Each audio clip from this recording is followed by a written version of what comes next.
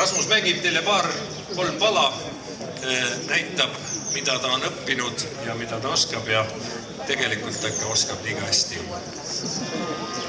Rasmus Kadaja. Esimeseks looks mängin siis Tarmo Noorma järgi õpitud loo August Teppo Põlkade Popurri.